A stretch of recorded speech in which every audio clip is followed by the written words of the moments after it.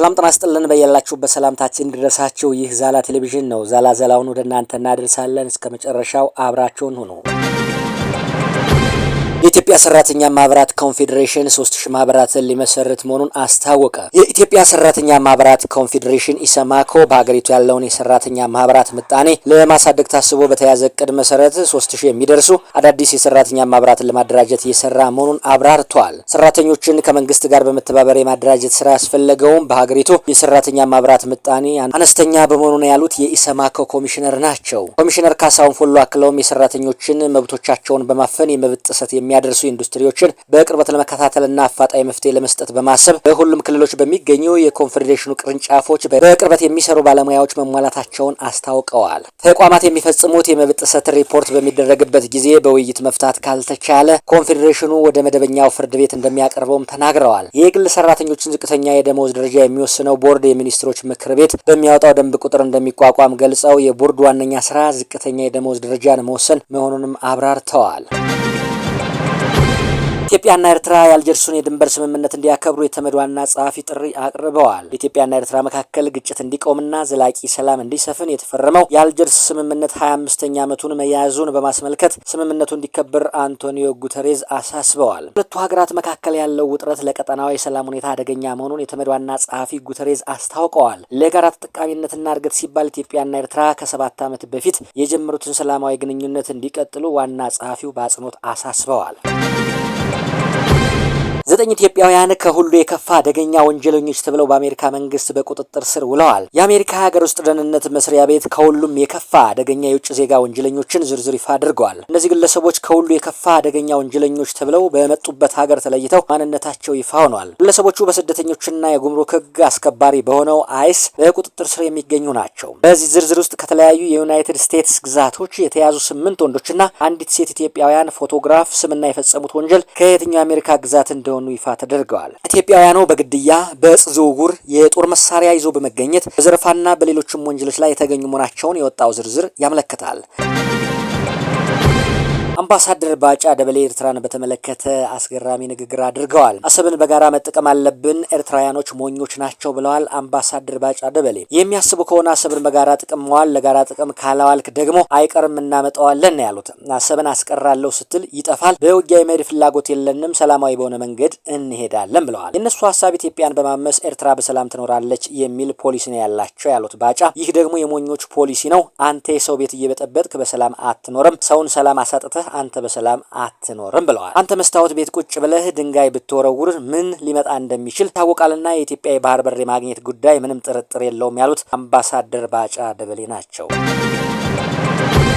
የገቢዎች ሚኒስቴር የኬላ ጉዳይ ከፍተኛ አጀንዳ ሆኖ መቆየቱንና እስካሁን ግን መፈታት እንዳልቻለ ተናግረዋል። የኮቴ ክፍያና የገቢ ሰብሳቢ ሰራተኞች ስነ ምግባር ጉዳይ ለሕዝብ ተወካዮች ምክር ቤትና ሌሎች ጉዳይ ለሚመለከታቸው አካላት ማቅረቡን የፕላን በጀትና ፋይናንስ ጉዳዮች ቋሚ ኮሚቴ ተናግረው ለዚህም የገቢዎች ሚኒስቴር ማብራሪያን ጠይቀዋል። ቋሚ ኮሚቴው ይህን የጠየቀው ዛሬ ታህሳስ 3 ቀን 2018 ዓ.ም የገቢዎች ሚኒስቴርን የ4 ወራት የስራ ክንውን ሪፖርት ባዳመጠበት ወቅት ነው። የኬላ ጉዳይ ከፍተኛ አጀንዳ ሆኖ መቆየቱን ጠቁመው እስካሁን ግን መፍታት እንዳልቻለ አስረድተዋል። ይህን ያሉት የገቢዎች ሚኒስቴር ሚኒስትር ወይዘሮ አይናለም ንጉሴ ናቸው። የኮቴ ክፍያ የፌዴራል ግብር ከፋዮችን ስራና ግብይት እንደሚረብሽ እንዲሁም ኢንቨስትመንትን እንደሚያቀጭጭ የተወያየንበት ጉዳይ ቢሆንም ችግሩን ማስቀረት አልተቻለም ብለዋል። የጭነት ተሽከርካሪዎች ለሚያገኙት የማዘጋጃ ቤት አገልግሎት በመነሻቸውና መድረሻቸው ላይ ብቻ እንዲከፍሉ ከስምምነት ቢደረስም ከህግ ውጭ በየከተሞች በጫኑበት ልክ እየተሰላ እንዲከፍሉ ይደረጋል ብለዋል።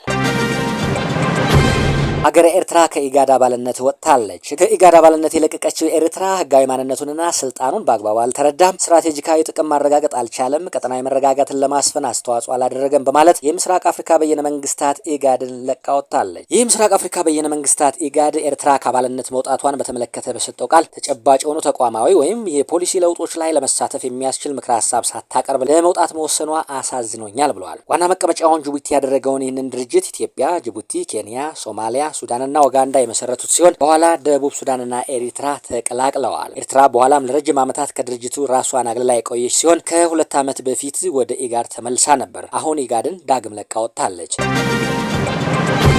አዲስ አበባ የውስጥ ለውስጥ መንገዶችን አጥረው የዘጉ አካላት ከነገ ጀምሮ በ7 ቀናት ያጠሩትን አጥር እንዲያነሱ ማሳሰቢያ ተላልፏል። የአዲስ አበባ ከተማ መንገዶች ባለስልጣን በተለያዩ የከተማዋ ክፍሎች የተገነቡ የውስጥ ለውስጥ መንገዶች በህገወጥ መንገድ በግለሰቦች ታጥረው የተዘጉ መሆናቸውን አመልክቷል። ድርጊቱ የህብረተሰቡን በመንገድ ሀብት የመጠቀም መብት እየተጋፋ ከመሆኑም በተጨማሪ የትራፊክ እንቅስቃሴው እንዲስተጓጎል አሉታዊ ተጽዕኖ አሳድሯል ብሏል። በመሆኑም በሁሉም የከተማዋ ክፍሎች የሚገኙ የውስጥ ለውስጥ መንገዶችን አጥረው የዘጉ አካላት በሙሉ ከነገ ቅዳሜ ታኅሳስ 4 ቀን 2018 ዓ.ም ጀምሮ ባለው 7 ተከታታይ ቀናት መንገድ የዘጉበትን አጥር እንዲያነሱና መንገዱን ለትራፊክ እንቅስቃሴ ክፍት እንዲያደርጉ በጥብቅ አሳስበዋል። በተጠቀሰው የጊዜ ገደብ ውስጥ አጥር የማያነሱ አካላት በህግ ተጠያቂ እንደሚደረጉ አስጠንቅቋል። በኢትዮጵያ የወንጀል ፍትህ ስርዓት ማሻሻያ የላቀ ድጋፍ ሲያደርግ የቆየ ቴክኒክ ድጋፍ ክፍል ስራዬን አጠናቅቄያለሁ ብሏል። በኢትዮጵያ የወንጀል ፍትህ ተቋማት አቅምን በማጎልበት የህግ የበላይነትን በማረጋገጥና የፍትህ ተደራሽነትን ለማረጋገጥ ኢትዮጵያ የፍትህ ስርዓት ማሻሻያ ድርሻ የጎላው ነው ጠቀሳል። በዋናነት የፍትህ ተቋማትን አቅም በማሳደግ የህግ ድጋፍና ተደራሽነትን በማስፋፋት ትኩረት አድርጎ ይሰራል የተባለው የወንጀል የፍትህ ስርዓት ማሻሻያ ውስጥ የሚገኘው የቴክኒክ ክፍል ቲኤዩ በመባል የሚጠራው ስራውን ማጠናቀቁን አስመልክቶ የስንብት ጉባኤ አካሂደዋል። ይህ ፕሮጀክት ሙሉ በሙሉ በአውሮፓ ህብረት የገንዘብ ድጋፍ የተደረገ ሲሆን በጀርመኑ ግዝና በስዊዘርላንዱ ዲሲኤኤፍ በጋራ ሲመራ ቆይቷል። አውሮፓ ህብረት በ15 ሚሊዮን ዩሮ በጀት ስራ የጀመረው ፕሮጀክቱ በተለይ ክልል አካባቢ ለስራ የሚሆኑ በየቁሳቁሶች እጥረት መኖር፣ የሰለጠኑ ባለሙያዎች ስራ መቀያየርና ሊጸድቁ የተጠየቁ ህጎችን አለመቀበል፣ አለማጽደቅ ችግር ሆነው እንደቆዩበት የቴክኒክ አማካሪ ቁጥጥርና ክትትል ኃላፊ አቶ ብሩክ ሀብታሙ አስረድተዋል። ከ6 ወር የስራ ቆይታ በኋላ ከአውሮፓ ህብረት የተለገሰው 15 ሚሊዮን ዩሮ እንደሚያልቅና የኢትዮጵያ የወንጀል ፍትህ ስርዓት ማሻሻያ ስራውን እንደሚያቆም ተነግሯል። በምዕራብ ሸዋ ዞን አንዲትን መምህርት የደፈሩ 2 ወጣቶች 11 ዓመት የእስር ቅጣት ተፈርዶባቸዋል። ከታህሳስ 27 ቀን 2017 ዓ.ም ከሌሊቱ 7 ሰዓት ማሞ ዘነበና ቂላ ፍቃዱ የተባሉ ወጣቶች በምዕራብ ሸዋ ዞን ኖኖ ወረዳ የአንዲት አስተማሪን ቤት ሰብረው በመግባት የደፈሯት መሆኑን የዞኑ ፖሊስ መምሪያ ኮሚኒኬሽን ክፍል አስታውቋል። ተጎጂዋ የጤና ምርመራ የተደረገላት ሲሆን በውጤቱም የግብረ ስጋ ድፍረት በደል በግዳጅ እንደተፈጸመባት መረጋገጡም ከጤና ተቋማት የተገኘው ማስረጃ አረጋግጧል። ሁለቱ ተከሳሾች የግብረ ስጋ ድፍረት በደል መፈጸማቸውና ከፍተኛ የአእምሮ ጉዳት በማስከተላቸው እያንዳንዳቸው በ11 ዓመት ጽኑ እስራት እንዲቀጡ ተወስኖባቸዋል።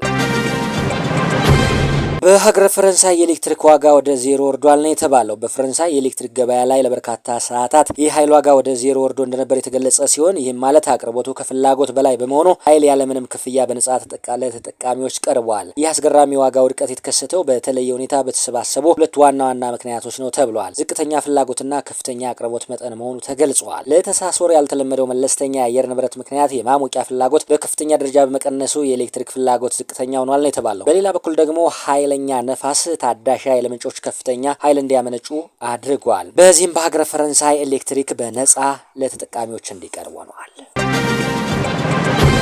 የተወደዳችሁና የተከበራችሁ ወደ ዛላ ቴሌቪዥን ተከታታዮቻችን የዕለቱን ዛላ መረጃ ወደ እናንተ አድርሰናል። ስለተከታተላችሁን ከልብ እናመሰግናለን። ላይክ፣ ሼር፣ ሰብስክራይብ ማድረግ ቤተሰብ እንዲሆኑና ለሌሎችም እንዲያደርሱ እንጠይቃለን። በያላችሁበት መልካም ጊዜ እንመኛለን።